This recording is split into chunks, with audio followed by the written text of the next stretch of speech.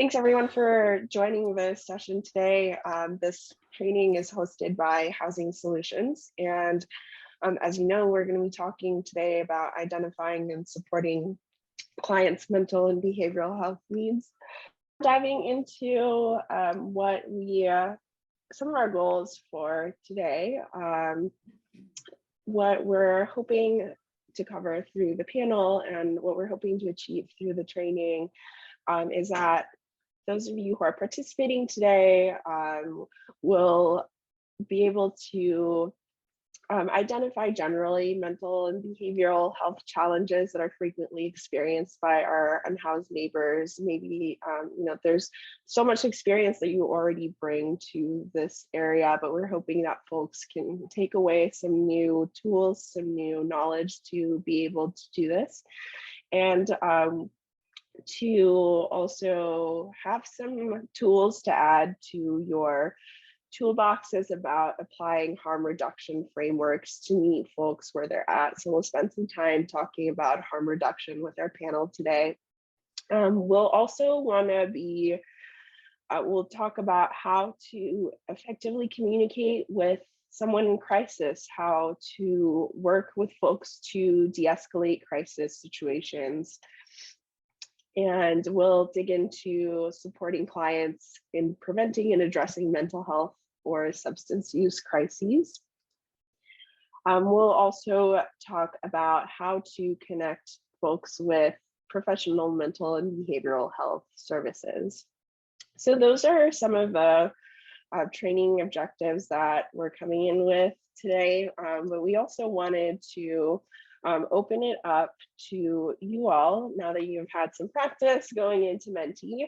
Again, I'll pop the link in the chat one more time. You can also go to menti.com and use the code 92940456. And if y'all could share with us, what are some of your goals for this training? What are some of your desired outcomes? Why, what made you interested in joining the session today and hearing from our panel? Oh, and I think I need to hit something to open voting.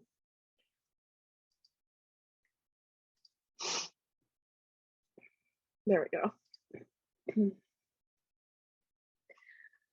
Folks want to refresh their knowledge base, strengthen what you already know. You're coming with a willingness to learn as much as you can about the topic. Wanting to know some strategies you can share with the teams in your agency. Learning new things to help assist our non-domiciled neighbors.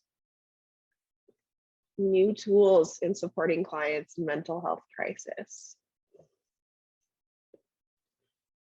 Just to learn about clients and to stop them from going into crisis as possible. Yes, to do crisis prevention work. To brush up on case management skills. Better understand and assist clients struggling with mental health and experiencing mental health crisis. Thank you, folks. Looking for ways to recognize recognize crisis situations maybe sooner to help my clients.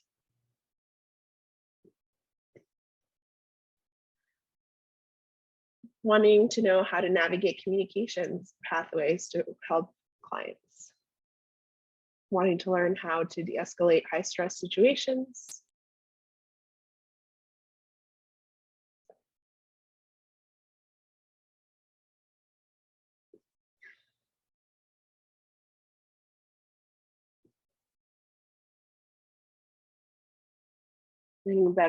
Learning coping skills to share with clients, gathering skills to identify someone who's dealing with the mental health crisis. Excellent. Thank you, folks, for sharing that. I think that's really helpful to us as we continue with focusing on certain areas with our questions, and it's helpful context for our panelists to know what you're hoping to learn today.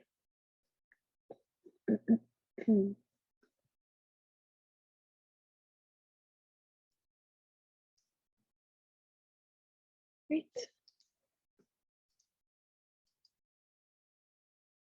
So with that in mind, we are going to spend just a couple minutes reviewing some COC context. So what I mean by that is that I have prepared just a couple brief slides to describe the types of program costs that are eligible for those of you who are funded by the COC program. So there's some mental health and behavioral health related supportive services that can be charged to COC housing grants. So we'll briefly go over that, and then we'll spend the bulk of our time together with our panel. So we'll spend some time getting to know our panelists. Each of them is going to introduce themselves, and then we'll have a moderated panel discussion, and we'll also be taking questions from you all. You're welcome to use Menti to submit your questions. We'll have a portal to send those through there. You can also send them through the chat if you'd like. You're welcome to use the Zoom raise hand feature if you'd like to bring your voice to the meeting. Either way, feel free to submit your questions however you feel comfortable, and we will provide plenty of time to address those with the panel. And then finally, we'll spend a couple minutes reflecting on the discussion and what you'd like to take forward from today's chat.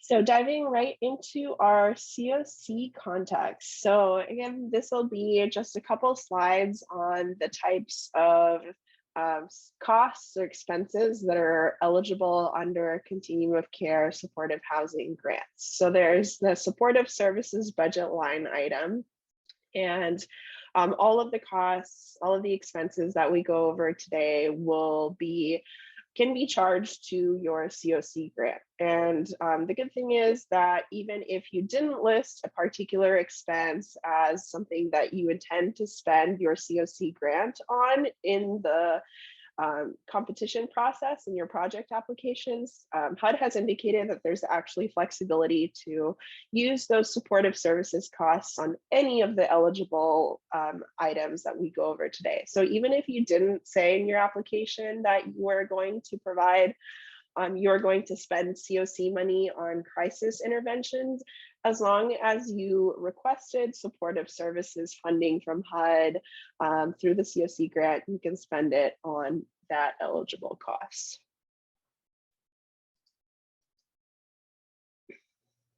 All right.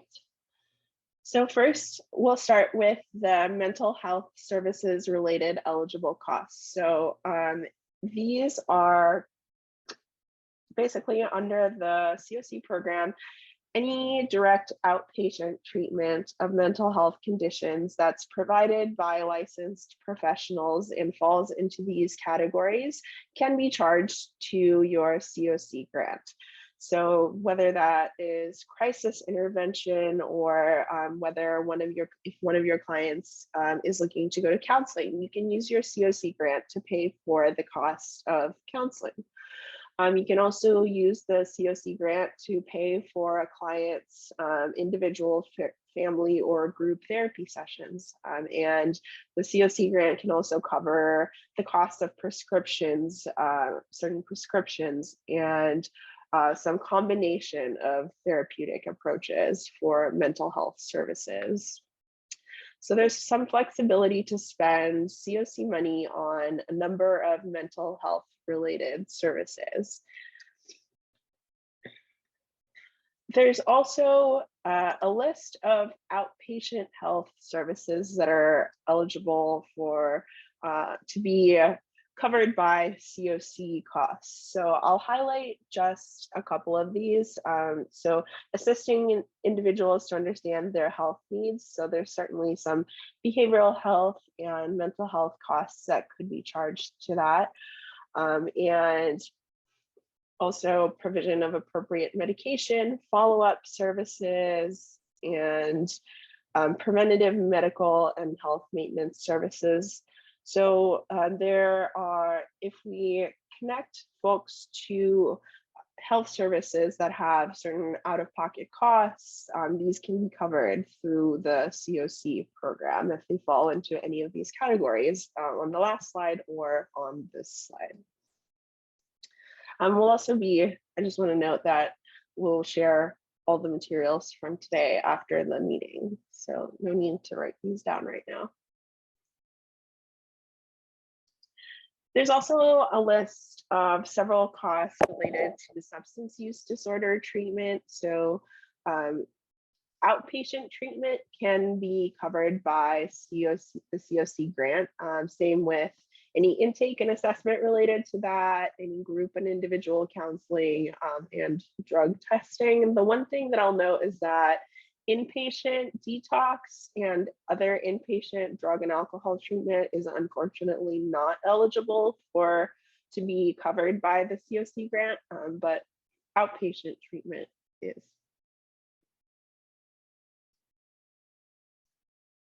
Finally, our last slide on eligible costs.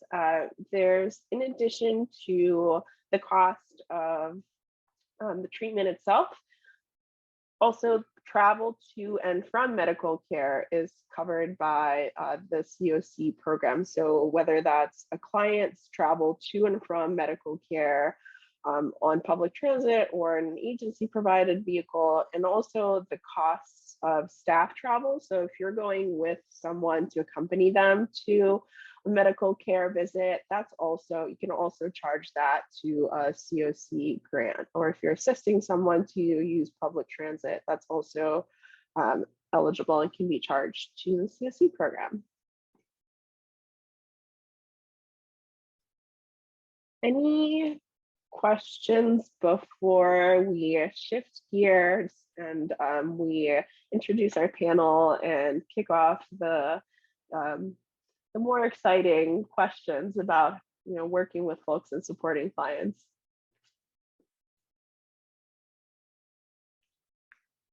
You're welcome to submit the questions through Menti. If you go to menti.com and use the code 92940456.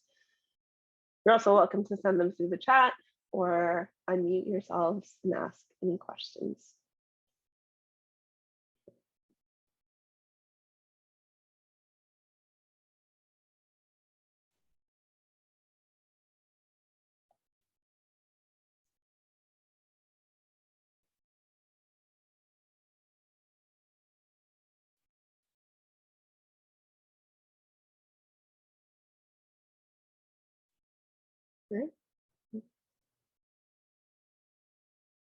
By funding for public transit, do you mean money for bus tokens? So yes, definitely money for bus tokens is eligible under the COC program.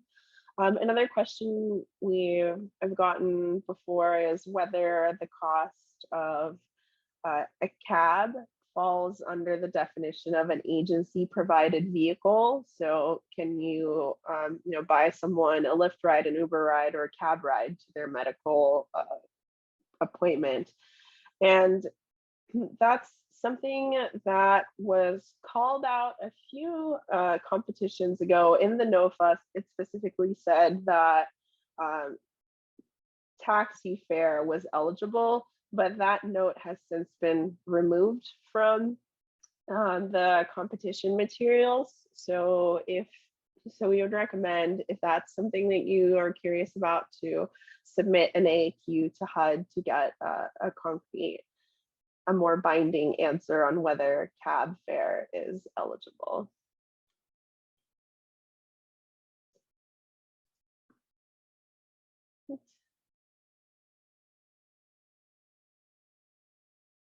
Folks have other questions, feel free to keep sending them in the chat or through Menti.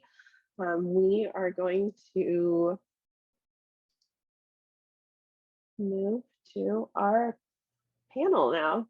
So we have an excellent panel here for you today. We're going to have folks introduce themselves. I would like everyone to share where what your role is at your organization. Tell us a little bit about your mental or behavioral health related responsibilities and some of the, share a little bit about your organizations and the types of services that your organization provides.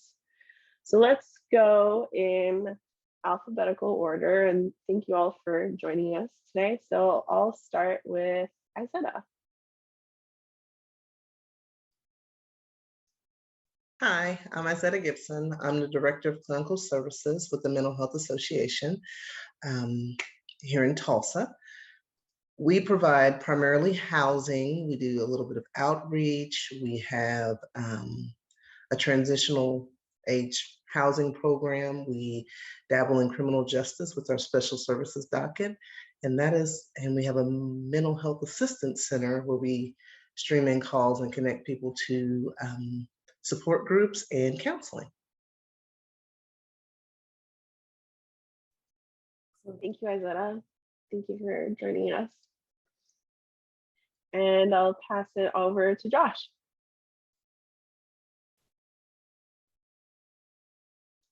All right, hope everybody can hear me. My name is Josh Sanders. I am the Director of Outreach and Engagement for Housing Solutions. I want to start out by saying that I am honored to be here with all of you, and I hope that I have something valuable to add to the conversation. Some of you know me. I spent the first chunk of my professional life as a police officer, and in doing so, I was able to gain some perspective and some experience that has greatly helped me in this line of work. When I left law enforcement, I went to work for a large multinational insurance company. I quickly realized that I needed to be doing something more meaningful. I think while police officers are important, society probably really needs more social workers. So instead of going back into law enforcement, I decided to do something with the potential for change. I found Housing Solutions and realized that Tulsa has a great potential for change, and found something really meaningful to spend my time on. So I'm really excited to be here as a part of this panel and hope to have some insight to add to the discussion. Thank you for joining, Josh. And I'll kick it over to Juliana. Hi, everybody. When you said we're going to go alphabetical order, I was like, A, B, C, G, who's first? Because I'm totally like dyslexic and dysgraphic. So I got a little anxious there. But my name is Juliana Kitten. Currently, I am Director of Management Support Services for Tulsa Center for Behavioral Health. So we are the state psychiatric hospital here in Tulsa. We're an acute inpatient hospital. And what that means is people are coming in when they're having a psychiatric crisis and they're meeting the level where it would be unsafe for them not to be in the hospital, either for themselves or someone else, or just, we also have, there's a third category, inability to care because of what's going on with their mental health. But our average length of stay is 12 days. So it's not long-term treatment. It's really about stabilization and then connecting people in the community. So prior to this, though, I moved to Tulsa about a year and a half ago. Prior to that, I worked for the last 20 years. My background is I'm a clinical social worker, and I have worked in the field of mental health and homelessness. And most of that, when I first came out of school, I worked at a community mental health center, worked as a therapist with people who were coping with serious mental health issues. And that was really helpful, I think, just after school to help me sort of solidify what I had learned in my master's program. But I also realized that was very narrow, what I was seeing. And so then I ended up moving into working in the Housing First model with people who were dealing with serious mental health issues, and was on the first Housing First team in Philadelphia. And so did that for several years, and also then was able to work with Dr. Samson Barris, and have done a lot of training and consultation across the country in Canada on the Housing First model. And I think, one of the things I often think about is that when Dr. Sambaris was creating the model, he was really, thinking about people with serious mental illness who were living on the street. And he paired his model of Housing First with the ACT team.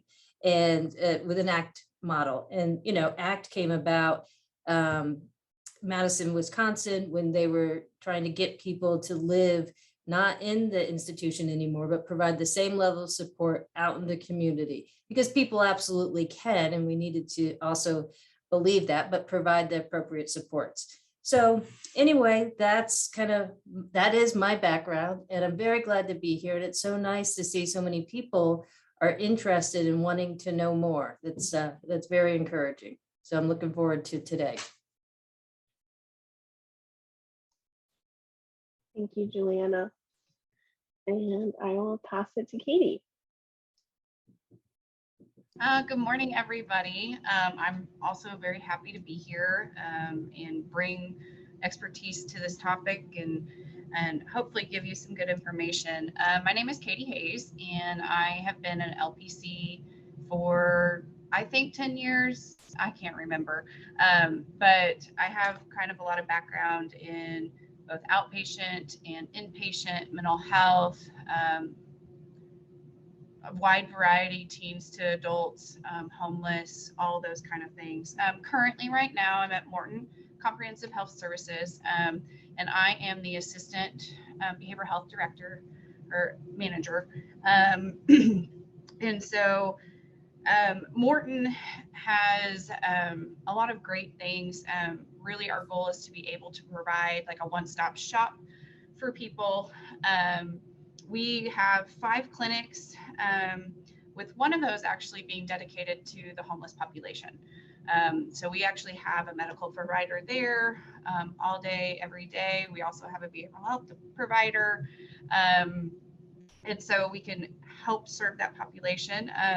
We don't have all of our services at the homeless clinic, but we do have them at our main clinic. So if they need an optometrist or dental work, we are able to transport them and bring them to get the services they need, because transportation is always kind of a big barrier for treatment a lot of times. That's something, you know, we have a pharmacy as well as WIC. We also have psychiatry. So one cool thing we also have got started is we have an LADC on staff, and she kind of spearheads our program to deal specifically with substance use. And then we also have a Suboxone clinic. So she works in conjunction with her psychiatrist to help those individuals with that need as well. We're getting back into doing groups in that area. COVID kind of stopped a lot of that. So we try to kind of meet the need where it's needed. We actually do have currently a grant program specifically for the homeless population that will cover all costs for any medical necessity, behavioral health, and then we have a separate homeless grant to specifically deal with dental.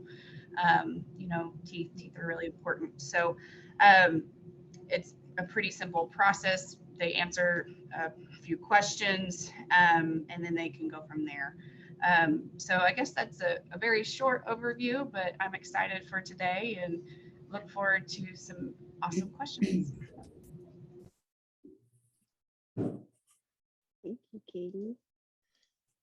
And last but not least, I'll turn it over to Krista. Thank you very much. I'm really excited about this morning, and I guess it's transitioning to afternoon now, but my name is Krista Lewis. I am Chief Program Officer for Family and Children's Services here in Tulsa, Oklahoma. My area of focus is mental health services for our adult clients, as well as medical services and crisis services. Family and Children's Services is actually celebrating its 100th year this year in the Tulsa community. I've had the opportunity to work with Family and Children's Services for the last 22 years. I am an LPC. I have not practiced directly for a little while, but I have the profound opportunity to work with some really great programs that probably interact with many of you on a frequent basis. And but Family and Children's Services offers services to the full continuum of life, the lifespan. We have in our adult community mental health center, we offer outpatient services ranging from psychiatry, case management, care coordination, all different types of therapies, from outpatient therapy to specifically with aging population, with homeless population, substance abuse. I think we have 7 locations at this point in time. We have the COPES team, which focuses on our crisis line, our mobile crisis response teams, as well as the crisis care center. I get the opportunity to work with Juliana and Dr. Hernandez. We have 20 urgent recovery chairs right now.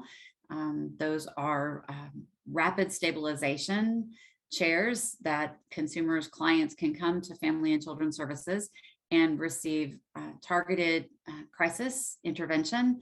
They can meet with a psychiatrist, with a therapist, case management.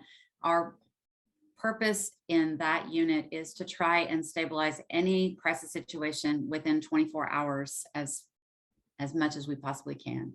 Right now, we probably stabilize about 70% of the crises that come to Crisis Care Center through the Urgent Recovery Center. We can provide prescriptions. Right now, we don't have a pharmacy right on site at the Crisis Care Center. We do at the Graves location at 25th and Harvard. We can fill prescriptions there. But we can also simply just provide an opportunity for someone who needs a moment to have respite, where they can just come have a shower, maybe have their clothes cleaned, and just rest. So it doesn't necessarily always have to be a situation where it's a high level crisis. We also have 20 beds for individuals who are not able to stabilize within the 24 hours and they need a higher level of care. Within that, our length of stay is typically 5 to 7 days. And if we need even a higher level of care from there, then we work collaboratively with TCBH to really make those connections. We also offer just a wide range of follow-up and aftercare. And so that's a little bit about what we do. So thank you all for sharing about your roles and about your agencies. Before I dive into some of the questions that we've prepared, I want to remind folks that feel free to share your questions as they come up in the chat, or to use the reaction button.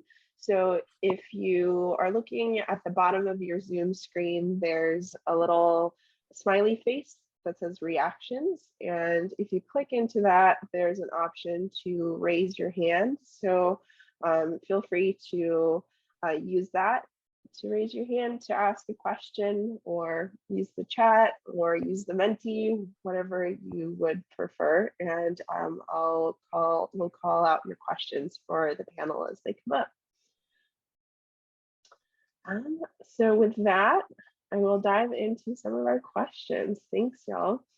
Our first question is, what mental or behavioral health challenges do you encounter most frequently among folks with lived experience of homelessness? And Sasha, I think you said you wanted me to start it off, and then people bounce off. So, and I was thinking about that. I mean, for me, my experience, I would say, is absolutely history of trauma. And the trauma is, for the people that I've worked with, I would say the vast majority experienced trauma as children, and then again as adults, and then also ongoing trauma of living on the street or in shelters, and just going through that cycle. And I think that's why the engagement piece is so crucial. And when we're working with people who are currently experiencing homelessness, is you just don't know. And I feel like as you develop trust, there's so many different layers to developing that trust. You might get someone to like say hi to you, make eye contact the second or third time you go see them. But then it's a real long time to develop that kind of relationship and trust, and that you can't rush that. That doesn't mean you're not still trying to work towards what their goal is. But to always be mindful about that. And I think oftentimes too, when people, have experienced that level of trauma and, attachment disorders, that we often see behaviors that folks are doing that seem really counterproductive for meeting their goals, but they're very productive and helpful for them to feel safe in those moments. And so then I think the goal is, how do we help people feel safe and have behaviors in ways that aren't necessarily like perhaps working against what their goals are, and to not be reactive. And I think it's so hard, like this work, I've been a frontline staff person, and you have lots of people and you're trying your best, and someone's yelling at you or cursing you out, it's not personal, it's not about you. And it's really important not to be reactive. And it's really easy to say that. And that's why I think like having a team approach is so crucial, and getting the support from your other coworkers and being able to tag out. But really, but I think if you can really take a pause and think about that person that's in front of you, and just even the little bit, and imagining the pain that they've experienced, the losses that they've experienced, and and your empathy and compassion, and letting that lead the way. So that's a long answer to a short question. Sorry. I would say to kind of piggyback on that is, one thing I've learned is just because someone's homeless doesn't make them less of a person. And so actually getting to like letting them tell their story within reason, right? We can't always spend over 2 hours with somebody, but getting to know like what their actual need is. So I kind of like not reacting, but asking more questions to figure out, because typically what they're reacting to isn't what they're actually needing. And so tailoring your questions to figure out more of what it's like to be you in this moment. Okay, and how can we help you as a person right now? So that they feel heard. I think there's a lot of instances where maybe they don't, or maybe they feel like people overlook them and they aren't given the chance to maybe say what they need to say. So I think that's also really important. And also, I'll jump in, just listening again to what they have to say, because we all work for agencies. We all have different agendas, different check boxes that need to be marked, but just taking time to hear what they're saying. Because people know when they're being rushed along. And I know sometimes we don't always have that, and I'm bad about it, but just pausing and giving yourself time and just being honest. And I tell this to my teams, don't overpromise and underdeliver. If you say you're going to do something, do it. If you can't do it, be honest about it. Absolutely. And I think one thing you just reminded me of is that in terms of the listening, I think also sometimes, so I've worked with staff where this was perhaps their first job working in the field of mental health, and they meet someone who's having some psychotic symptoms at the time. And they're really, that's unusual. They've never seen somebody who, is hearing voices or responding to internal stimuli, those kind of things. And one of the things I tell them, and I'm just saying this to the people who maybe this is new for them, is listen for the themes, right? More so than the concrete words? Like, are you hearing a theme that someone is feeling persecuted, or that they're feeling, that folks are after them, and so then if you think about that theme and then you reflect that back and saying like, it sounds like you're really feeling frustrated because maybe, you're trying to tell people that this is happening and people aren't believing you. And then, so doing that versus responding to the specific, like, my wall is bugged right now, might be help you gain a little bit more traction and develop that trust. And really, because what you're doing is you're validating them and their experience, because for them, it is 100% that is what's happening at that moment, right? And just because someone's experiencing that now doesn't mean that's how it is. That can be very different a few hours from now. So that's also important to keep in mind.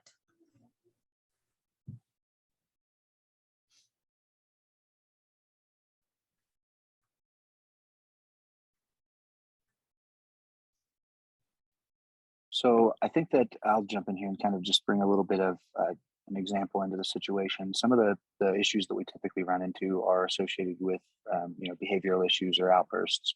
And a lot of that kind of stems from a low threshold for disappointment that we typically see, especially for people who have been in the system and have maybe been through this process time and time again. A lot of times what we see is as soon as the process isn't going as they anticipated it would or as they believed it should, you might get a little bit of that frustration or agitation up front. One of the things that I found that's been extremely helpful is just being extremely honest and open and upfront about everything that you're going to be walking through with that client. If you know that you're going to have an appointment coming up, maybe doing a little bit of background research on what that appointment is going to entail, and having a little bit more information to give that client going into that appointment. Using our larger knowledge of the system and the bigger picture overall, we can kind of help ease those frustrations ahead of time, and maybe help quell some of those outbursts initially.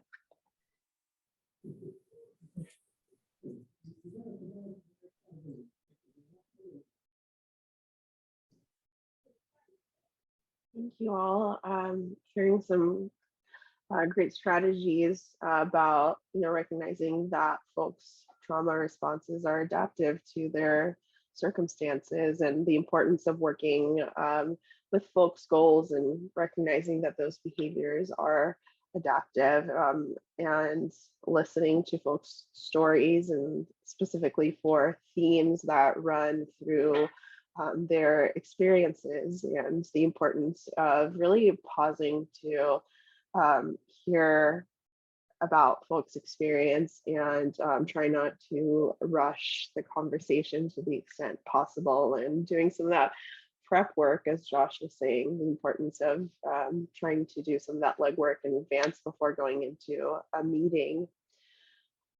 Are there some early warning signs that you all can talk about that someone is developing a mental health or substance use challenge, or some common risk factors that you look for in these situations?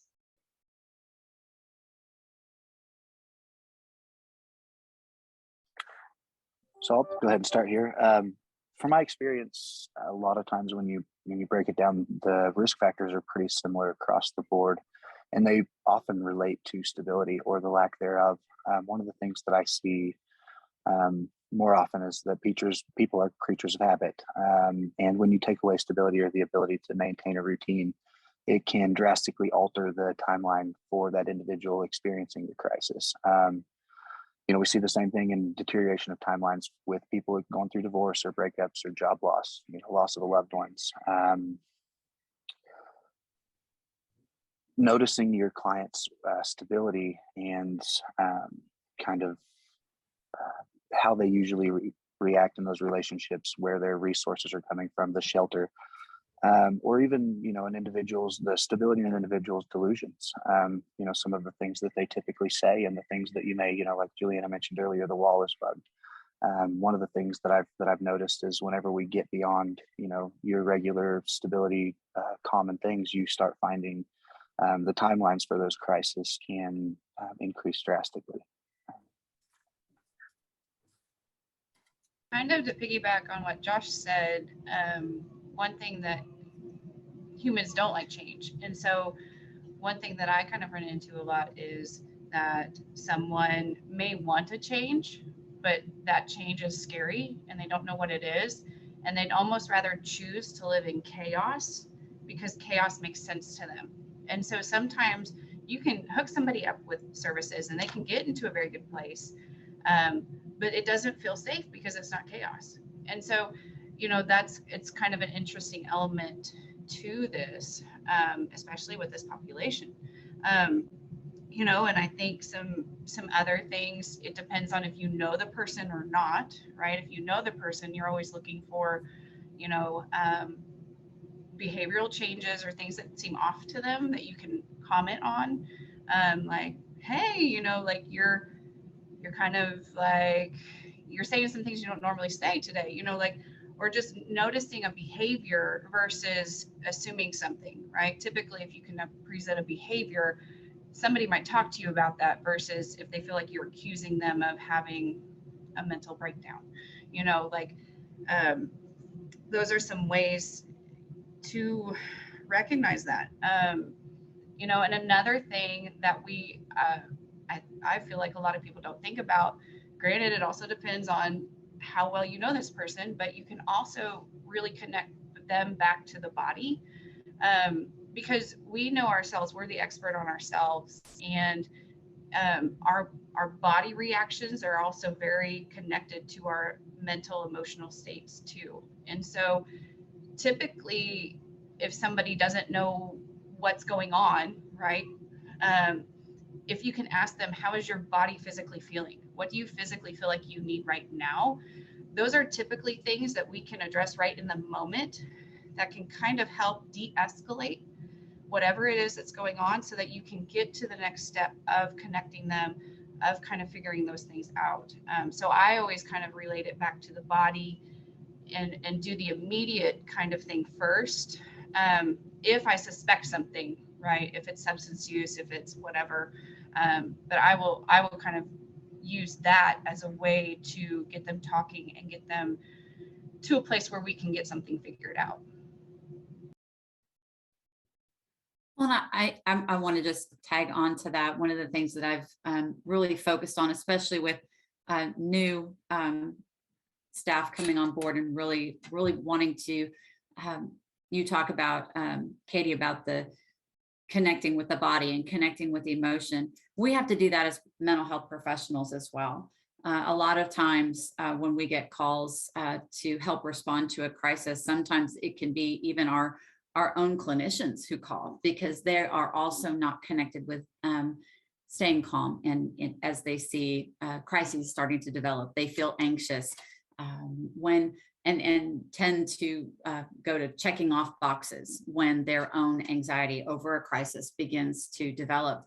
And I really try to educate and really try to train staying connected with even our own responses, our own emotional connection to whatever trauma we may be hearing about from our clients, or hearing about what crisis might be developing, what situation, what need isn't being met, and our anxiety growing about how am I going to handle that? How am I going to help this person who is sitting across from me, and I want to make an impact in their life, and I want to touch their life and make it better. So making sure that we are also taking care of ourselves and taking care of our own emotional status as we work with very vulnerable people, and being honest enough to know that we too as professionals are vulnerable at times, and to reach out to our colleagues and to not always feel that we have to be the one that knows everything about that individual. We can reach out and bring other team members into resolving that crisis or working with an individual. So just wanted to add that. One of the things I was thinking about was just in terms of early identification. I can't quite exactly remember how you said it exactly, Sasha, but is when someone is, say they're typically pretty quiet, and you have to work pretty hard to get that conversation going, and then you go see them and that's real different. Or typically they're very well kept, and then you go see them and it looks like they haven't bathed in a few days. So something that's different for that person, I think is really important to notice. And then also make sure you're following up. Like, it doesn't necessarily mean you have to force that issue right then and there, but say you usually see that person once a week, maybe you instead are going to say, let's bookmark this, and why don't I come back tomorrow or perhaps in 2 days, just to check, is there something going on? Because I think the sooner you can intervene, always the better. And that's, I don't know if we get into this later about when people start to have guests that maybe aren't really guests once they've moved from homelessness into housing. Getting on that sooner, as soon as possible, is very, very important. So, but that's one of the things, like when I would train my new staff, it's kind of a hallmark to look at. Or you go to see somebody and if they're not there, right? And, our job is to make sure we're providing those services. And so it's important then not to just wait a week, go back the next day and have that follow up. And then, and that's also conveying to the person how much you do care, and that, you have reserved this time for them, and that you want to make sure you're seeing them. And that's often a very brand new experience for people, especially folks who have experienced homelessness for a long, long time, to have people follow up and kind of really putting in, engaging that effort.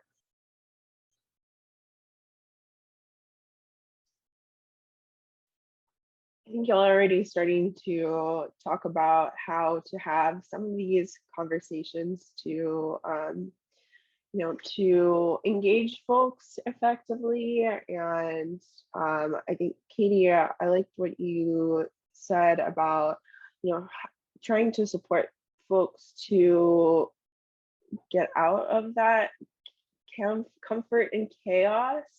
Can you all talk a little bit about how to have those conversations in a, in an effective way to support someone to be more comfortable with making change? And, maybe when you are recognizing some of those behavior changes, how to talk about those things to let people make sure that someone lets down their guard rather than gets defensive about things. How do you have those conversations productively? We'd start. I think the first thing is we don't want to start off with, kind of this agenda of change, right? It's really, what is that person's goal? I mean, so we're working with people and it needs to be purposeful, but they need to be directing the service. And that could be, we might think they need to be doing X, Y, and Z. And then, but that's not what's most important to them. And so you're just going to get in a power struggle if you're not able to recognize that. So, but I think when you're first connecting with people, it's curiosity. Like, how do we get to know anybody? What do you like? What are your interests? Find that connection. Is it music? Is it sports? Is it, tell me about, your family, whatever family is to you, or pets. And really just, I think always having that openness and that level of curiosity. And I think sometimes, because especially when we're working in the setting, and it's with homeless services, I think that there is more flexibility. We're not having a therapy session in an office that has a lot of sort of outside structures and boundaries, and it's already pretty set. And there's a lot of, people kind of already know the roles. And so, and also I think when you're working with people who are dealing with serious mental illness, that sometimes are, struggling with reality, that being more real and more authentic and showing some, parts of yourself, like don't be afraid to share what some of your likes are, but you do always remember that you are building a relationship, but it's not a two-way relationship. it feels great when because we care about people and we see that they're doing well, but we're not there to get our needs met, right? We have a role that we are trying to help this person with their needs that they have stated.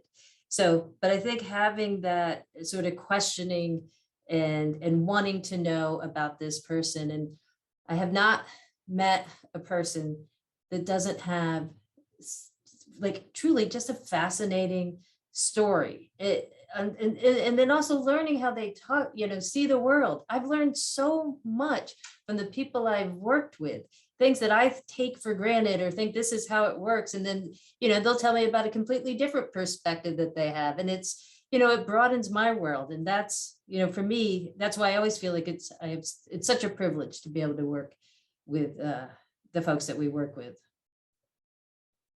I think one thing for me is to kind of just be honest of it's okay to feel like I want to change, but I'm scared of it. And that's normal for anybody. Almost, letting them know that like maybe how they're feeling is totally acceptable, and that maybe even I would feel that way in that instance. Connecting on that level, letting them know that like this is a normal human response, and it's okay to feel completely opposite ends of the spectrum of I want out of what I'm in, but I don't. And I think the other thing too is conveying to them that they have a choice, and not making them feel like you're saying they have to do this, because if you're the one orchestrating it and you're saying they have to, follow through is probably going to not be very good on their end. But if it's something they feel like is coming from them and it's a choice, they're probably going to follow through with it more often than not and be committed to that. I unmuted and I'll go ahead, Josh. I think me and Josh both unmuted at the same time. I was just going to say, kind of on that same topic, sometimes people don't need to be told what to do or how to deal with their crisis. They just need someone to listen and someone to really care and understand. And that goes a long way in the field. And I'll speak from the housing side of it. We are definitely housing first, and we are going to house anyone who pops up on our referral list. But one thing that we've been working with our staff on is getting past, sometimes it's not the participants, the friend, the clients, whatever verbiage we're using, it's our uncomfortableness with having that conversation. So as a clinician, you have to really push yourself to be okay with having that conversation. Like, hey, this is what it's going to look like. And I say often, if you only have friends around the time when you get checks, they're not friends, they're leeches. And that's an uncomfortable conversation for, as a clinician, it was very hard for me to get past that. I didn't give my experience in the beginning, but I spent a little over 8 years on a PAC team. And that was in the beginning of the SAMHSA grant. So we was everywhere at that time. So I had to get out of my discomfort of having those conversations. And I think once you get with that, and that's what you use your supervision for, and talk and going out with experienced clinicians, and you don't have to do it like I do it, you just figure out what your niche is. And I think once you get past your discomfort, having those conversations and being okay with listening to people, hearing things, you won't have all those clutching your pearls moments that you're just shocked by everything, but just listening to them and getting past our own discomfort. I think that will help with many conversations in this field. I think it's also really important to realize that just kind of listening to what everybody is saying is that not everyone can meet their goals the same ways. I may go about getting my tasks done for the day, my goal for the day done very differently than anyone else here on this call. Maybe, if I'm going to be 5 minutes late to a doctor's appointment, I'm calling to let them know. I think it's important that we realize that maybe just for one day, just making one appointment or making one phone call may be the only step that can happen today for someone, and that should be, supported and celebrated. Maybe, my son can't do 5 tasks in, the same way that maybe I can, and to realize, let's break it down to what is comfortable for people that we're working with, and not have our, I think I heard you, Juliana, say, not have my expectations be put on my client, but to walk on that journey together, and let that journey be theirs. We're just there along the way to hold their hand and to support and be a cheerleader and be there when they need us. So yeah, no, that's so true. And I think it's hard sometimes, right? That we do, like, when this something that seems like a small step could be monumental to that person we're working with. And it's important, so important to celebrate that, and not, and be mindful, like, for that person, the individualized, each person is an individual, and what, is like success for, Larry might be different than what success for Jane is, right? So, it's complicated. It's hard to always keep that in mind. But I think having these kind of conversations, the supervision, like Izetta was talking about, working with your team, helps to keep that mindfulness about those types of things. I want to go back to something Izetta and Krista, you've both been touching on in terms of getting past your own discomfort. And can you talk a little bit more about how you support your teams, your staff to get past their own discomfort? How do you support folks to stay calm in crisis situations? What are some of the tools that you or your staff use? Well, we do a lot of de-escalation training. They do a lot of shadowing in the beginning, because we're when you're working in the field, you have to have that very quick response, not be reactive, and it's scary. I mean, I can speak to times when I did not want to get out of my car. And I'm like, Izetta, we have to go. And I'm like, I see dogs. I mean, and getting okay with it, and not being so punitive as supervisors. And sometimes I have to step back and be like, you didn't know to do that? And I'm like, well, no, they didn't know to do it. You've been doing this almost 20 years. So also, I keep my lens on as a new clinician. And that's why I always love having interns, because it helps open your eyes to see things that, when you've been in the trenches or you've been in the field so long, it's not that any of us want to do harm. It's just we've been doing it so long, sometimes we don't see a different perspective. So that's what I do. We also do a lot of de-escalating training, de-escalation conversation in supervision. A couple of things. I always try to make sure that no one ever feels that if they are feeling unsafe, or if they're feeling like they can't handle a situation, that it's okay to walk away in that moment. If there's and I think that gives clinicians also the safety themselves to say, okay, I need a check. I need to step away and start over again, or I need to go get my colleague. I try always to train our supervisors never to, as you said, Izetta, not to be punitive. If a clinician doesn't feel that they need to step away and it's not a safe location for them. But I think also it's really important to step back, and, as everybody has already said, the honesty, the being able to be transparent in the sense of just taking it a step at a time. And I apologize. Something distracted me out the window, and I got distracted. So I'm just going to be honest. I apologize. I'm not in my normal environment. I'm in Washington, D.C., and it just kind of startled me. Sorry. So I'm also trying to bring other new ideas out from outside. So I went, for example, and it's really important for us as supervisors to not always do the same thing because that's what we've always done. So I have met with other people in other states, recently traveled to Arizona, being here in Washington, D.C., and trying to find new trainings for our staff. We recently, within the last year, brought a new training to the crisis care center called Safe Clinch.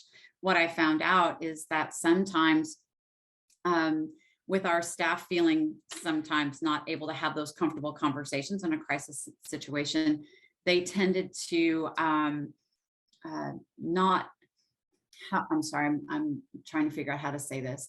I wanted to give more tools so that they could give more space to an individual to resolve their crisis on their own. Mhm. That they had more tools that if they could just not react, the staff react to a crisis that was happening, it could actually just de-escalation may just be one more question away, or one more moment of, not just, no, you're going to do what I say, the way I say it. And if you don't, we're going to do a seclusion, or we're going to have this, push it to more of a crisis than what it is. So bringing more tools, being able to have more supervision time. I know it's difficult to find time to really sit down and talk about situations, but it's so important. It's important to also have role play. I think that's been very, very instrumental in giving staff the tools to work in difficult situations. I think the other thing too that I talk about with our therapists is just for them to know that even though I might be busy with whatever I'm doing, I am here to support them, and that I'm going to get there as soon as possible to help. And that's really, I think it's important for staff or people who are dealing with these things to know it's okay to say, hey, 1 second, let me go get so-and-so. They would love to hear this story, so that you don't have to feel like you have the pressure to handle it yourself.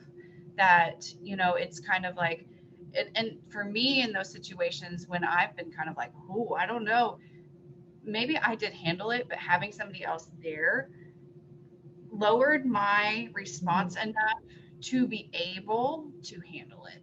And so that's one thing, just knowing who they can reach out to for support, and, have multiple streams. My director and I always say to text both of us, because one of us may be busy, but the other one may not, and so that, I think that's a very important piece for staff or people in these situations to know, like, okay, this is who I go to, and it's almost like they need to have it repeated over and over again. So in those situations, it's an automatic response versus, wait, who was I supposed to go to? Who's supporting me? I don't know. Okay, I'm just doing it on my own. Yeah. I think also sometimes people don't realize how they're affecting other people in terms of the people we're serving. So I think being like I've told people before, hey, when you raise your voice and it feels intense, I said, that scares me. It makes it hard for me to listen. And people are kind of like, that they weren't trying to scare me. That wasn't, they're trying to express their frustration, but it's true. I was starting to feel scared, uncomfortable, and it will affect my ability to listen and to be honest. And so I think, being able to tell someone that, and, okay, I think that was a really good point about, bringing someone else in can help you sort of lower your own response. And I was thinking about the staff and new staff, and a lot of times one of the triggers for me is when I hear staff blaming the people that we're serving.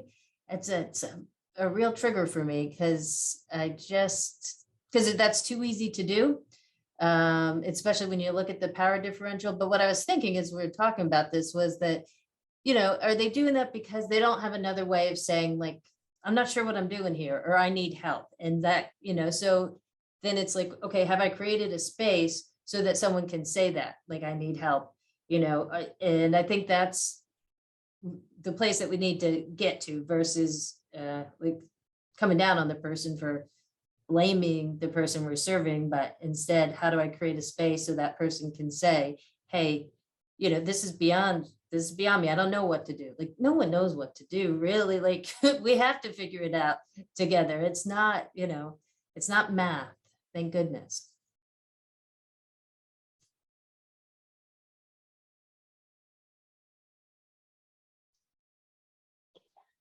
you all are already sort of getting into this when you're talking about letting folks know how their behavior is affecting you, like when they raise their voice or bringing in another teammate. But can you elaborate a little bit more about communication strategies, like when you're in a crisis situation? What do you do to de-escalate that?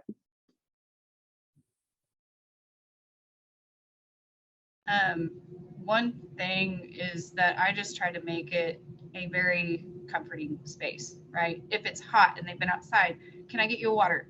Have you eaten today? Can I get you a snack? Like some of those things, even if we don't have them, most of the time we try to, but like even out of my personal, like I brought my lunch and like, hey, I have a granola bar.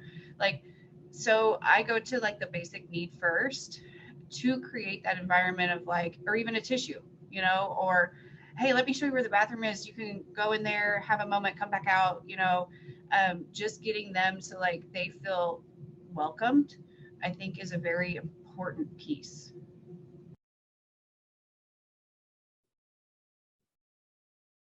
And to piggyback on what you said, I'm the snack queen. I'm always going to have snack or, something, I have a loud voice when I want to. I'll almost speak in a whisper to where they have to bring it down to hear me. And if I see a group of people around, I'll kind of walk, hey, come talk with me.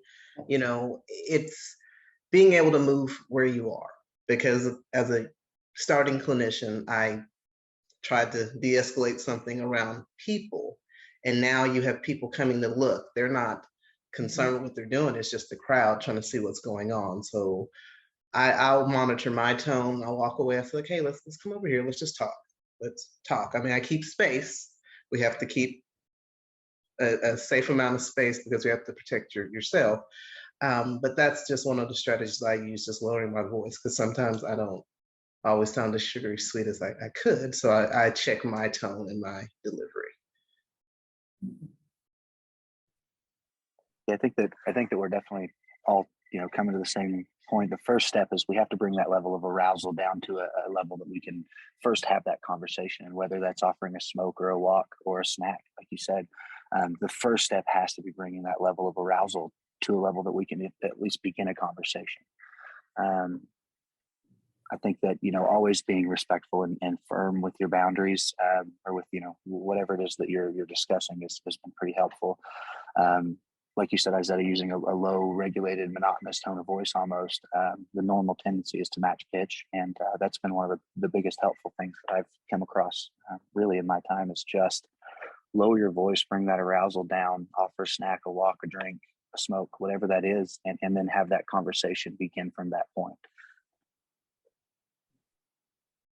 It's also okay to disengage and say, you know what, I think we got to stop at this point. But it's really important to also call the person either later that day, see how they're doing, are things different? Can we talk a little bit more now? Or go see them the next day, depending on what's happening, because so it's okay to disengage if it's at that point where you really just are feeling super uncomfortable, you don't feel safe, and you think, and everyone and people have different thresholds with that. And that's okay, truly, because you're not going to be useful or helpful to someone if you're sitting there feeling really terrified or scared at that moment. So, but by disengaging, if you don't then follow up, that can certainly sort of trigger different kinds of abandonment or other thoughts or other experiences that person has had in the past. So you do want to follow up, explain sort of why you needed to do that. And also that it's, that it was that experience, it's not who they are as a person. And that's, hasn't changed the relationship that you all have.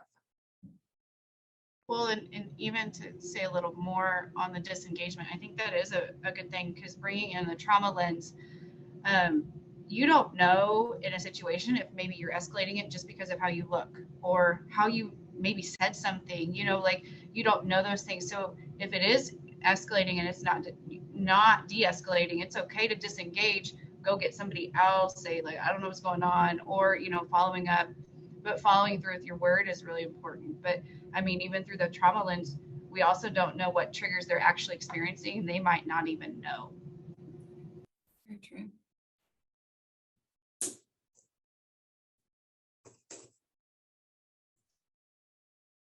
Yeah, comment in the chat. Someone suggested that they asked help me help you when they're in uncomfortable situations or unpredicted circumstances, to let folks know there's more than one way of communication that we're willing to support clients to be more successful in their treatment or recovery. Thank you, Pa. And we also got a question in the Menti. Someone asked, how do we best help those with severe mental health issues and drug use who are high utilizers and are not able to take care of their own basic needs?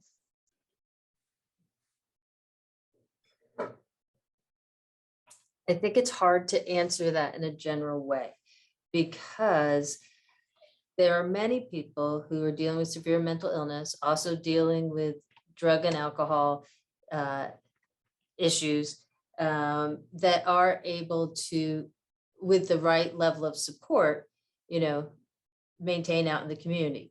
Are there others who need more, like perhaps a residential placement? Sure. So that's why I think you can't make a blanket statement. I think it needs to be more individualized. And, if we had time, we could, actually do some clinical case conferences and design interventions for that specific person, or think about possibilities, right? You got to try some things would work, some things wouldn't. But I do think, I've done this work, like all our panelists, for a long time, and I've worked with many people who folks thought, it's impossible. They won't be able to maintain housing. They're just going to keep going back into the hospital. And my experience is that if you're providing both the right level of service in terms of intensity and frequency, that doesn't mean they never go back to the hospital. Like, so say someone is used to going to the hospital once a month, and now they're going once every 3 months, and then it becomes once every 6 months. All of those are great successes. And it's a process, right? And it takes time, and it's also not linear. A crisis happens in that person's life. And so then, they'll fall back a bit, but you stick with them. So, so anyway, that's my take, is that I think you can't answer such a broad question. It needs to be more individualized focus, but I would say that I believe you got to have that hope and belief that people can do it. And you also need to give, everyone has the right and opportunity, needs to have the opportunity to try. But we also need to provide them with the supports that will help them be successful. And to speak to that, we just had a team meeting and we discussed the success. We had a gentleman who was struggling with substance abuse, didn't have ID, and had done something at the complex that warranted immediate eviction. We were able to advocate for him. We got him connected to employment team. He was able to, he understood the seriousness of it. We had to have that, again, those tough conversations. Your housing is at risk. What are you going to do to help us help you keep your housing? Long story short, now he's working, he's doing really good. It was a struggle. It's been about a 2-year process. We just got him to the place where the safety wasn't an issue. And it's hard because, especially being on the housing and services side, that's a tightrope we have to really just try to figure out, because it's like, do you save the one and sacrifice the many? And so we're always looking for new ways to support. We work with our community partners. Me and Josh are working together to try to support. We work with Krista's teams. We've used TCBH, we use Morton Clinic. Just in giving people coming out of substance abuse, and that's kind of my heart, you have to give them something to replace that. And I always ask, what would have life been like if drugs, alcohol, deterioration of mental health didn't happen? What did you like to do? And that way you get people, we give them that hope. Because we all say hope, but what does that look like? My boss always like, we're agents of hope. I'm like, well, these folks feel hopeless. So you have to get them to identify, even if it's something so small. He's getting a check now. I almost said his name and it would have breached everybody's confidentiality. He's getting a check now, so now he has a new motivation. If we don't have our checks, are we going to be super happy? And we've had clients a client that used to cuss me out every time he saw me, and he would be like, "You bring your butt back here at the same time next week," and I'd be like, "Okay, I'll see you." But he's not on the street. He's not using crack. At that point, marijuana wasn't legal. So I was like, well, when you use crack, you act a fool, and we need you not to get kicked out, because I'm not going to be going underneath the bridge to find you anymore. And also, I've had that rapport with him. So that's how he was talk rough to me. I talk rough to him. I was like, but if you are going to smoke, don't smoke at this house and don't come back. So he started smoking weed. And then eventually he slowed down on that. But that's kind of, I'm jumping around, but that's harm reduction. That's finding new ways to work with people. And then you have to make sure you're in an environment that can do that. Don't move somebody to an apartment where they can't smoke in the building, or they can't, that's the part of the client choice. And when we're housing people, we allow them that opportunity to pick. If this is all we have, that's all we have, but we still work with them in the meantime to help them eventually move on. You don't always have to be with our services. Have we supported them connecting to a Morton clinic, a family children's services, to get services outside of their housing, like normal people do? I go to my doctor's office, I don't have a case manager to take me. So that's my perspective, helping people graduate and move on to the next level of their life. So, a lot of words, now I'm quiet again. I think to also comment on that is, you touched on it, but you can't take away, like if they're using, you can't tell them you can't use and we're going to change everything, because truthfully, this drug or whatever they were using was probably the only thing they could rely on. And so you can't create change and take away the only thing they feel like is helping them.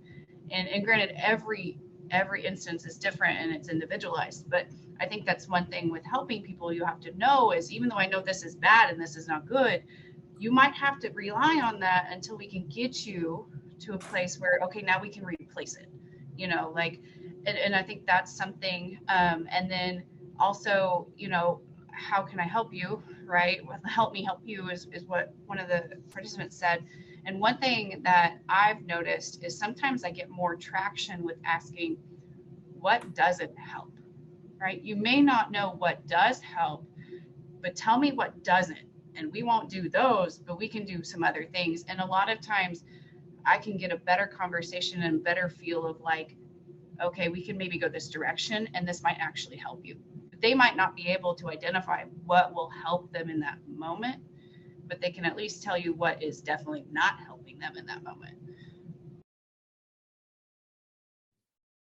Absolutely. And coming back to the, I think it was mentioned about high utilizers. And I know that's a term that we're using a lot in our community right now. That's the target of a lot of conversations, and high utilization, when we say that, it's utilization of services that, maybe we don't want individuals accessing.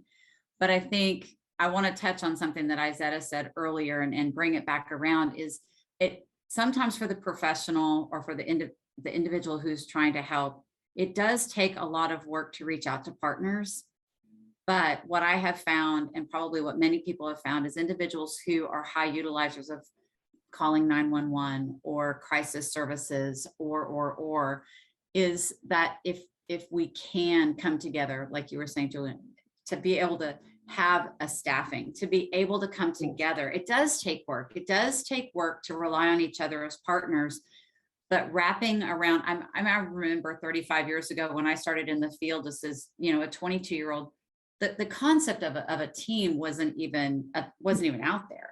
And the responsibility that I felt, and sometimes as a clinician, the loneliness that I felt, I have this responsibility of people in my hands, and I'm doing it alone. And today we don't have to do it alone. We get to realize that we can call upon each other at any stage. And sometimes, you know, we've got to have some grace for each other as well. Sometimes we're not perfect as partners. Sometimes we don't know, we don't just respond the way that we do, but keep trying. Please know, I just want to say this, that if there's a need that's needed and it's not getting met, and through the regular channels, always take it up a step. You know, if it's something that you're needing from someone at Family and Children's Services, and you want to talk about what are the barriers, I always want to be a partner in removing barriers to get your clients in the community what they need. So never be shy to take it up the ladder. If you're working with someone in the field and that your client isn't getting their needs met, call that supervisor, or you know, hey, I want to have a team staffing. What else is out there in the community that this individual needs to get their needs met? So I just wanted to come back to that with the high utilizer, that's really focusing on partnerships is so incredibly vital. Yeah, Chris, I couldn't agree more. And I think just having this, because I'm new in my role at TCVH. I will say Dr. Hernandez, who's also new in the leadership role at TCVH. She's been over at the forensic hospital for a couple of years and has been very open about, for many years, TCVH was kind of acting in a bit of a silo and not really super connected in the community. And that's absolutely something she wants to change, and wants us to be building those partnerships and connections. And like, I know that Family and Children's, I think they have a day that they're coming over and meeting with people to go for their PAC team. Housing Solutions has just started to do that. We're also going to be, we've gotten approval. We just got to get the final signatures that we're going to be able to, if someone signs the HMIS consent, and so then we'll be able to access that system as well as input data into that system, which I think will help. But I do think that there's a lot of people are so dedicated and working really hard, and that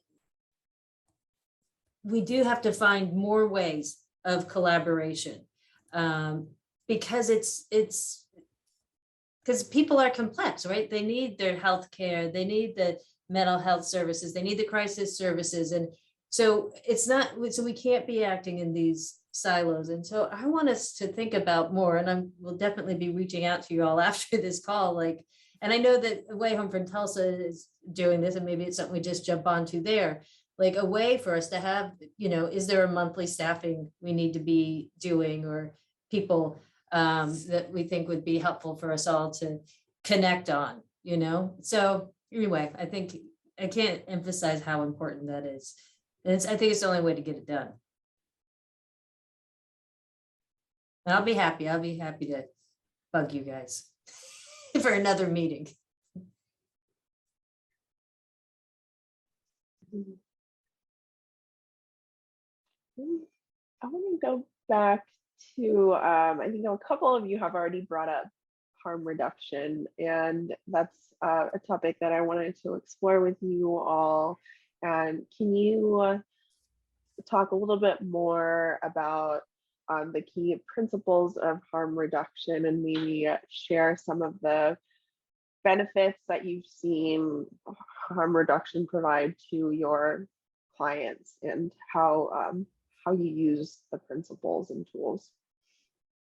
Okay, Sure. well, go ahead. Go ahead. No, you go, Isetta, please. So harm reduction is kind of, I was trying to find the scientific the terminology for it. So I'm going to paraphrase a bit. It's basically this: you have an individual that they know substance abuse, they're always having negative impacts every time they use or drink or whatever. but they're not willing at this time to give it up.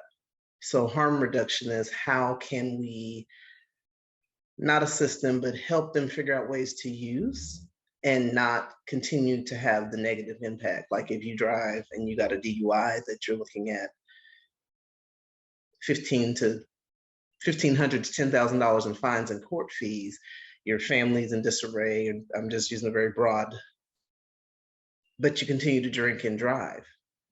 Okay, we have to figure out something else. Can we utilize Uber? Can you drink and stay home? I mean, harm reduction just looks at ways to, I think we said earlier, some people, that's their one stable thing. They have a lot of trauma. They can't imagine going through life not using. So it's a harm reduction. Well, that was my first job at the association, a harm reduction specialist. My job was to help people figure out ways to use drugs. Like if you're using crack, can we go down to weed? If you're spending all your money on drugs, let's make a budget. And I did this. I did this when I was working with the PAC team, so you got to pay your rent. I was like, hey, we have a budget.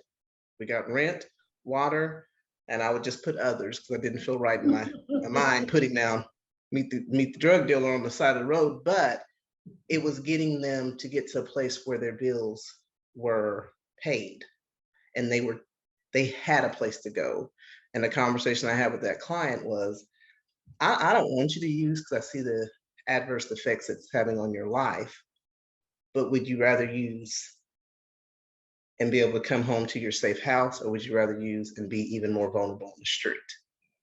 And once we had that conversation, they were like, well, I'd rather be in my house. And we started doing that. I met with them weekly, and I understand staffing and things changed, but that's why when we say in documentation and notes, you leave it. So because I always tell my clients and my staff, if I get married or hit the lottery, I could be gone. So, I leave things better than I found it. So we worked, and that was a 6 months to a year process.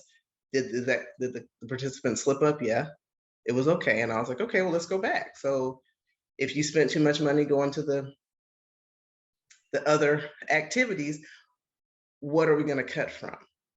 Mm-hmm. So, and that's just the basis of harm reduction. It's trying to find new ways to support them. Eventually, my goal is I would like for you to stop, but I can't be pulling the wagon and kicking them in the butt at the same time. I have to walk side by side with that participant, so it can be their choice. Because what you'll find is once you really start listening and then coming up with different strategies. Now, if you're hardcore in 12 steps, this is going to be hard for you. It's going to be very hard, but you have to make sure, and I'll get some information, everybody, about the harm reduction, but harm reduction is basically how can we avoid a lot of the negative impact of your use. I had a gentleman he drank all the time and we couldn't find him over the week. Oh, the next Monday we checked the jail lockup. He's beat up. Every Friday night he's drinking, he goes out, he gets in a fight, he's getting beat up by police or someone else, or not beat up by police, but he would resist often. And he'd come out with a black eye, a busted lip. And I'm like, now I know you like to drink, but every time you drink, we find you in the hospital or we find you in jail. So what do you think we can do to help you navigate this? And he was like, I need to stop drinking as much. He's like, I don't need to take my debit card with me. I don't need to. So I let him guide it. It was just, my presentation could have been like, and this is what you did last time. And then the week before that, this happened. And then this happened. I'm not his mother, I'm his clinician. So my job is to help him identify what he could do. So let me hush so you can jump in, Juliana. No, you're fabulous, as I always say, it's true. I think it's really, it's a real, just taking a very practical, kind of realistic view of the situation, how it is at that moment. And,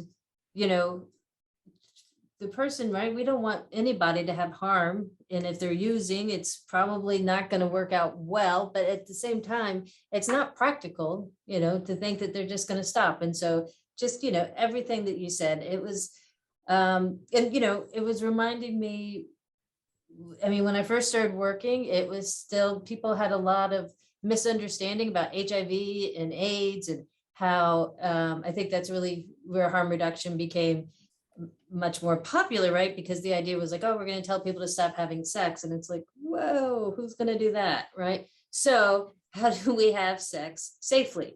And, but I was thinking about this gentleman that I worked with who also was dealing with chronic alcoholism, and he was in his own place, and we were really, really worried he was going to burn down his apartment. And so one of the things that we did do, though, was we let him have a microwave, right? And we said, it's not safe for you to have this gas burning stove. And so we had the landlord disconnect that. And, he was a little mad, but he was able to, there was no fires, and he was able to stay in his place. And then he had worked for a while. And so he had monthly, he would receive more money. And as his payee, we ended up getting him like house cleaning services, because he wasn't able to do that. And his place would have gotten to the point where it would have been condemned. And so that's one of the things we did. And so those are like, other ways of practicing harm reduction to ensure that the person doesn't go back to being on the street. So, but I think it's really just about being very realistic about what's happening for that person right now. And, a lot of times our first instinct is, oh, we want to send them to rehab. But, the person, then you go back to the stages of change and think about where they're at with that. And if they're not even contemplating making a change, sending someone to rehab is going to do nothing, and they're not going to go, and you're just going to have a power struggle. I think that's absolutely right. People are going to be people, and telling them that they can't do something does not stop them from doing it. That's true for people of all walks of life. The goal of harm reduction, of course, is to reduce the negative consequences or outcomes. Approaching high-risk behaviors in a way that's respectful of the individual, all individuals affected by the outcome of that risky behavior. Not necessarily from a point of criminality, but more from a point of like community understanding and well-being. We have to get to a point where we're approaching the way that we're reacting to high-risk behaviors in a way that accepts that they're going to occur, and it acknowledges the human element within those treatment approaches that we were looking for. I think that, most harm reduction, of course, is not aimed at stopping the activity itself. It's aimed at finding a better outcome for the result of that activity. Like Isaiah touched on, was drug use. One of the things that we see in the field quite often is drug use, of course, and we struggle to locate resources that will respect the client's current situation or the timeline for their recovery. The cultural response to drug use has been set at complete abstinence for years, but I think we're finally realizing that that's gotten us poor results thus far. In a real world application, like our team, we work pretty closely with Okra. And so in real world applications, if we have clients that are using on a regular basis, we'll make a connection with Oklahoma Harm Reduction Alliance to get them safe use supplies and things that we may be able to not necessarily stop the action, but just lessen the negative consequences of the outcome. While we work on stabilizing, while we work on housing, while we work on the key important parts to stopping that behavior overall. So yeah, I just wanted to tag in there and kind of put that out there as well.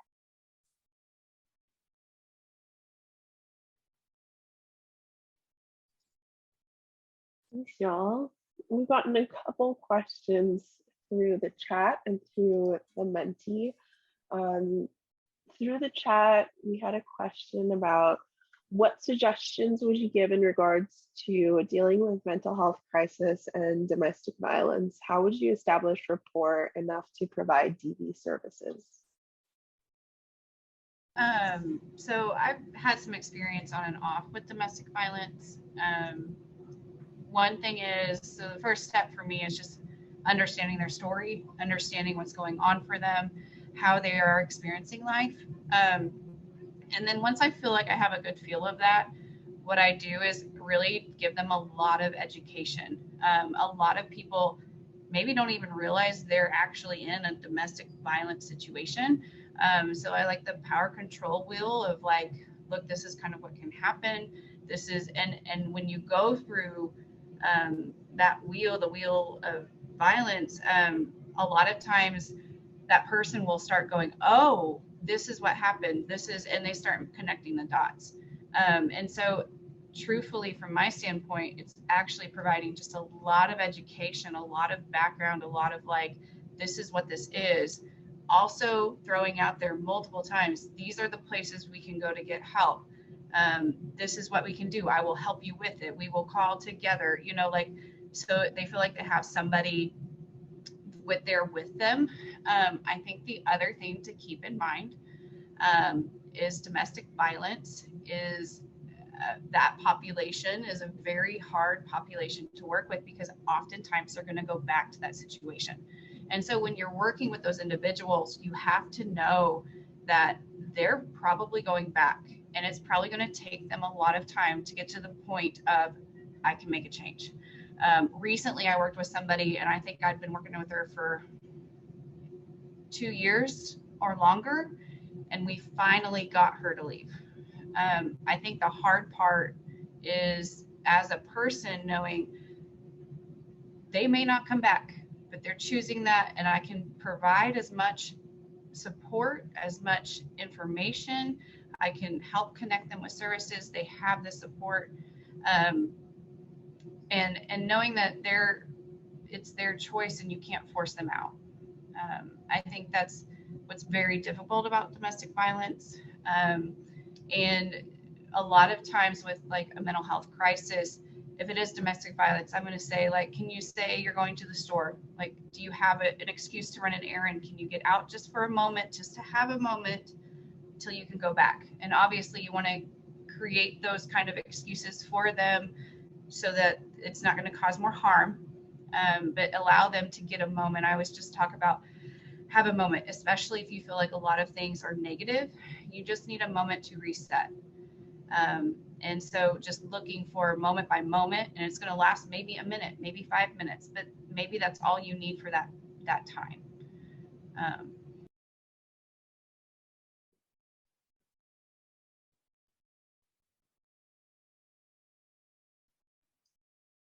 Thank you, Katie. We had another question. This one came in through the Menti. How do I know when I should call COPES, or call 911, or just handle it myself? Well, I can respond to that. 911, I would say, is really specifically targeted if a first responder is needed. If someone is in a situation where there's an active rescue needs to happen, or there's been a crime committed, if you are dealing with a mental health or substance abuse crisis and you need assistance, the individual you're with needs assistance with stabilizing a crisis, please call COPES. We're always there. I will be very transparent. It's very true. There are some times when we are on multiple mobile responses and we may not have a team to go mobile at the exact time that you call, but we are always willing to use a telehealth intervention. We're willing to talk over the phone. So just know, even if you feel that, you maybe you can handle it yourself, but you just want, again, like I said, bring that partner into that moment with you, please just pick up the phone and call 744-4800, and there'll be somebody there to take your call and help you walk through that.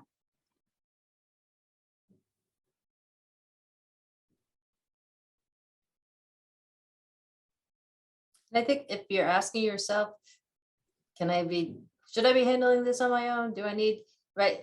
So then I think that's a clue that, reach out to someone, reach out to your supervisor, go ahead, call coach, it's, so if you're having that question, I think that's an indication for yourself that you want to get some more input. And that's actually great. And it's really important to listen to those messages that yourself is telling you. Very I always well spoken. err on the That's side. right. I always err on the side of caution too. Like if you are feeling that way, go ahead and make the call. And the other thing too that I've in those experiences is if it doesn't quite fit, the other person on the other line will be like, hey, no, this is not what we do. Like, oh, do this instead. Typically, you're going to be able to get some direction to go, even if it's not the one you called. So I always err on the side of caution and say, just call, and it's better safe than sorry. Mm-hmm.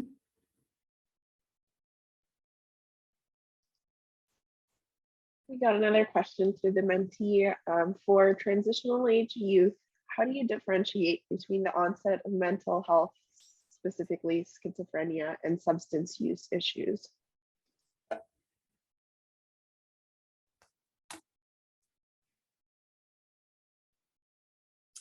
It's a very difficult question.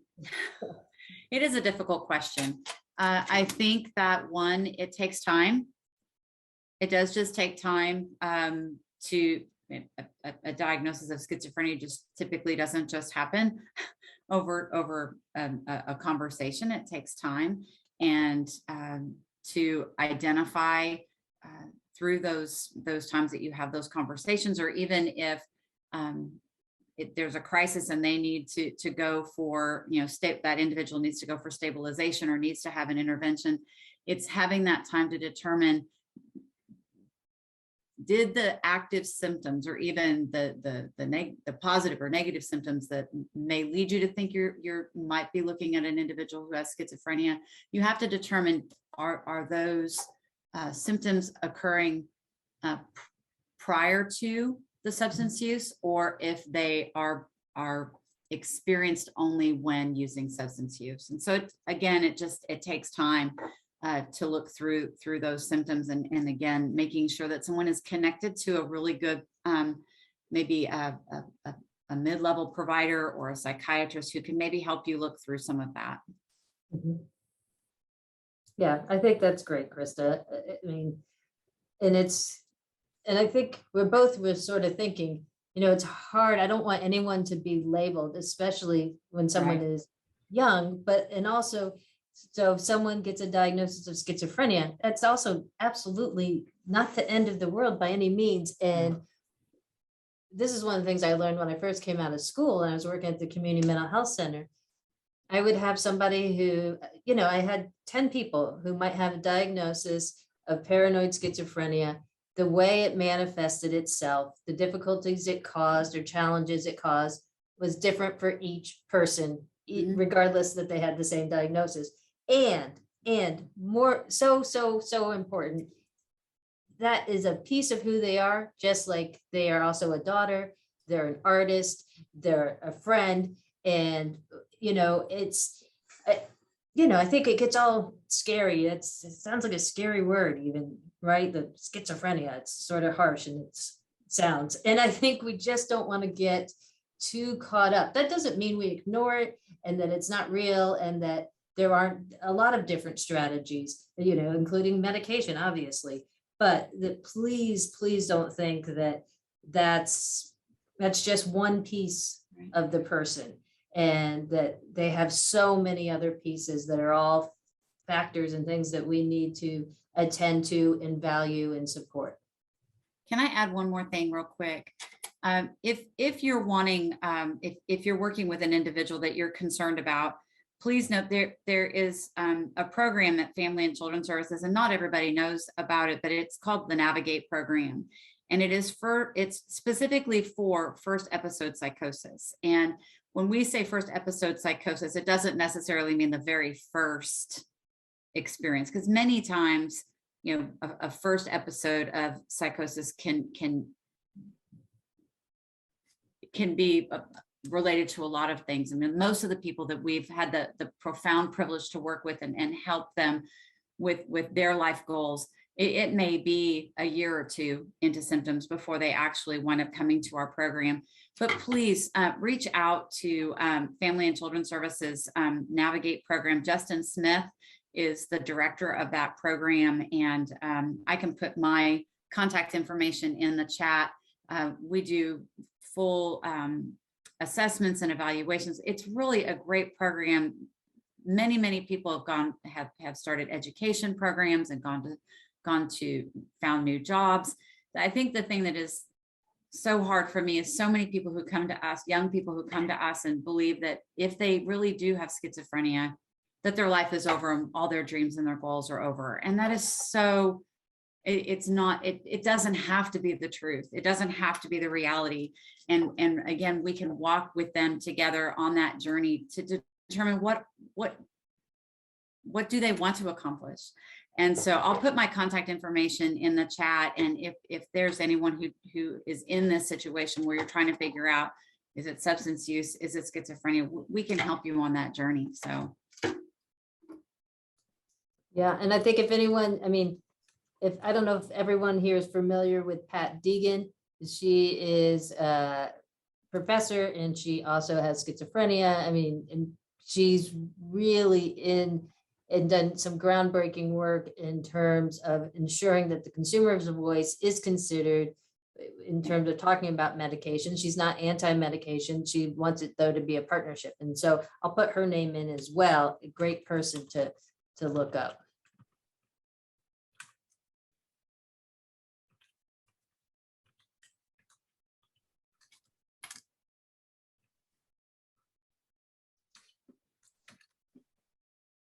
So, there's a follow-up question to the last one about COPES. Someone asked, in a situation in which COPES is called, don't they require the police to be present?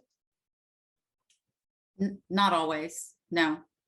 It depends upon the situation. It depends upon a lot of factors, but honestly, our goal, we're always trying to figure out how to reduce law enforcement involvement. So no, it's not required.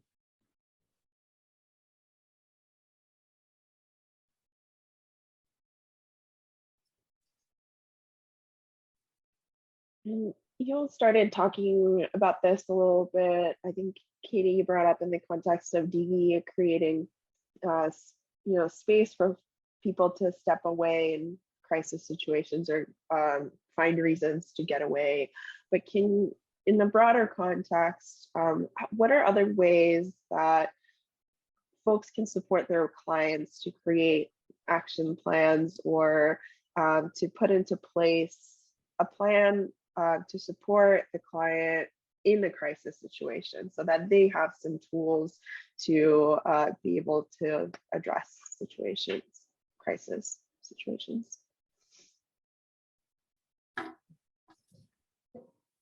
One of the things I'm thinking about, though, it's beyond sort of DV, is wellness recovery action plans. And that's something that, often peers will do with people that they're working with. And it's essentially helping someone understand what their triggers are, what are signs for them that maybe things aren't going so well, maybe they need more support. And there's actually it can be a 6-week course that is done by a peer for people that you're working with in your program. It doesn't have to be, I don't think, done by a peer. I think that's the original model though. And it's pretty in depth though about looking at sort of the triggers and their supports and then reviewing that plan with people so that when it's a crisis, that's not the first time that they're seeing it. And even doing even practicing it. And it's called RAP plans. And there's a lot of different variations on that, but I'll go ahead and put that in the chat too. One thing that, as a quick crisis kind of check, I always talk about with clients or people in general, is the acronym of HALT, H-A-L-T, stands for hungry, angry, lonely, tired. And so it's a lot of times if you're feeling a lot of ways or you're in a situation and you don't really know what's going on for you, this good self-check, it's super quick and easy. Hungry, I always say grab a Snickers, like those stupid Snickers commercials. No, but you're not you when you're hungry. Grab something to eat if you can. Angry, I sometimes say angry/anxious, but typically the good thing for that is just remove yourself from the environment. Whatever it is, you don't maybe know what it is. It's making you angry. It's making you anxious. Remove yourself. Have a moment. Lonely. That one's a little more hard, but really what I do is I encourage you to be connected, connect to something. If that's a person, if it's an animal, just something that you have connection with, contact it, get around it, do whatever. And then tired, sleep if you can. It doesn't always mean sleep. It can mean rest. It can mean just moving your body into a restful position just to give yourself a little moment. And so those 4 things, hungry, angry, lonely, tired, is what I talk about a lot with people all on the spectrum of mental health or substance use issues. Those can be the triggers. And what I also tell them is if you're down 1, you're only able to operate at 75% of anything that's coming at you. And a lot of times I'll go like, well, what are you feeling right now? And they'll put down all of them. And I said, well, you can't handle anything coming at you. You're at 0%. And it kind of shifts it away from blaming self and more so like, oh, well, of course, this is why I'm feeling this way. And it, and it kind of helps them, it helps kind of create a little bit of change because it feels like when you present it in this way, there's things they can do to help their situation right now.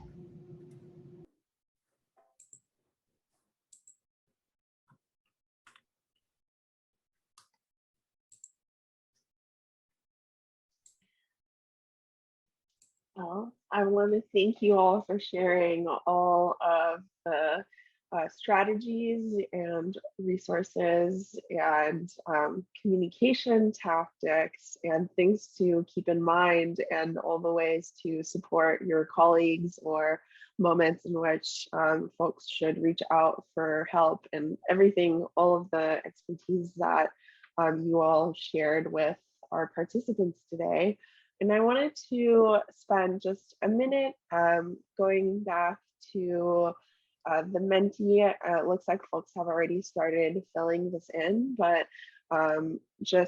if y'all could just take a couple of seconds to share with us today, what are your top 3 or just maybe the top 1 takeaway from today's session? What are some of those things that you want to bring forward from the discussion that we had today?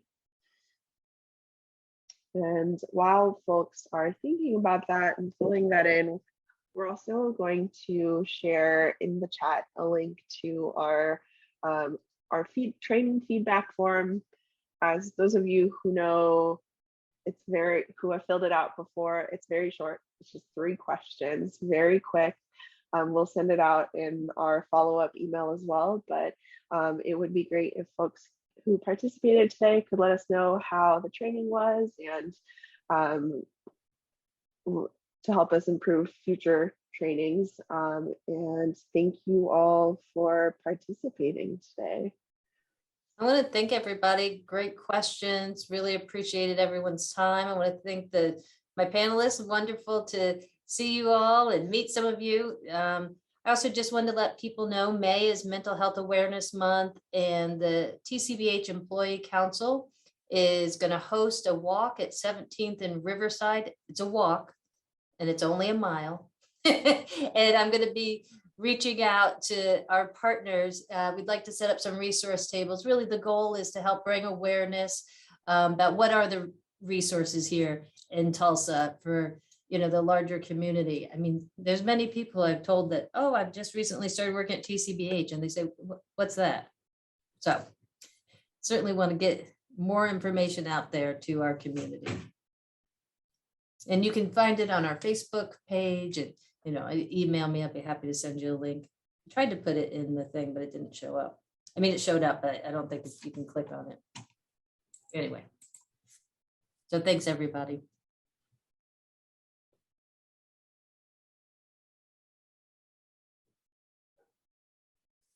Thanks, everyone. I'm going to stop recording now, and I will let folks keep filling out their 3 takeaways and then close out the session in just a couple of seconds. Thank you, panelists, and thank you, participants.